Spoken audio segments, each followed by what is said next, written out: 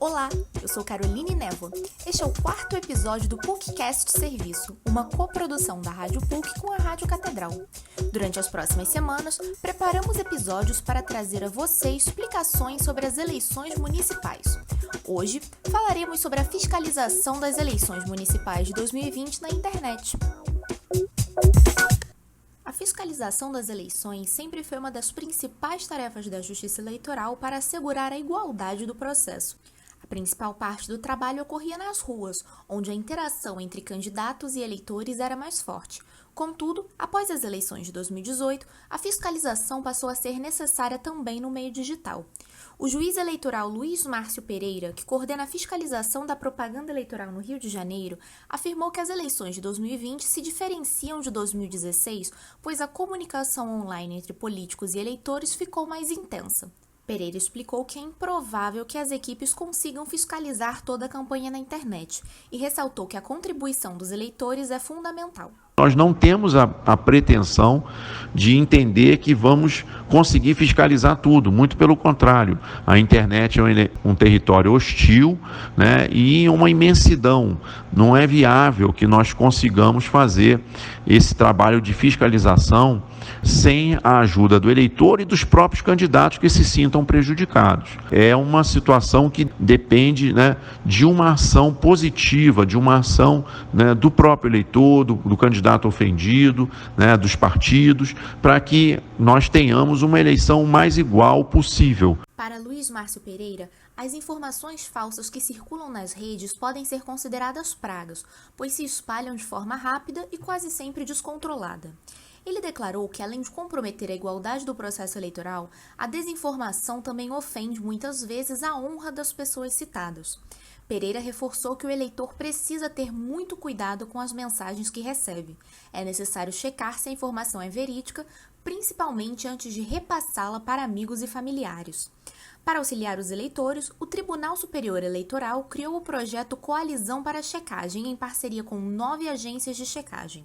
As notícias checadas pelo grupo são publicadas na página Fato ou Boato, no site do TSE. Segundo Luiz Márcio Pereira, a prioridade é fornecer ao eleitor informações verdadeiras para evitar que a desinformação se espalhe. A preocupação do Tribunal Regional Eleitoral do Rio e da própria Justiça Eleitoral é que o eleitor tenha meios para fazer essa fiscalização, para fazer essa checagem, porque às vezes, né, não se sabe onde procurar, não se sabe onde buscar a informação correta, apesar do trabalho da imprensa, sempre muito positivo, né? E então esse projeto é um projeto muito interessante, que certamente vai ser reproduzido em novas eleições, nas próximas eleições, porque ele abre a possibilidade dessa checagem, né, do que está sendo veiculado.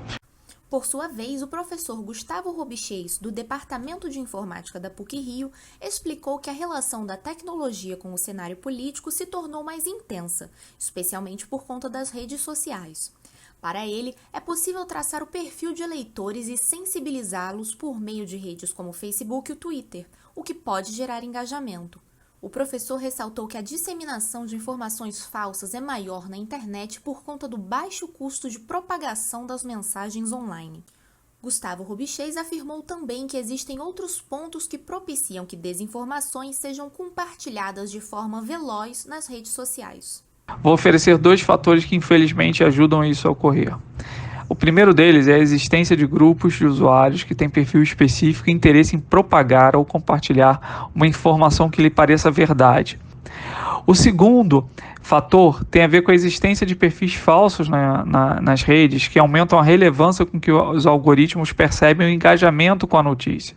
Se esses robôs ou se esses perfis falsos se engajam muito com as notícias, isso vai fazer com que o algoritmo apresente ele com maior frequência. Então, esses 2 fatores somados fazem com que uma notícia, muitas vezes falsa, se propague com uma velocidade cada vez maior. O professor Gustavo Robichês reiterou que a responsabilidade pela desinformação não é das novas tecnologias, apesar de terem facilitado seu agravamento.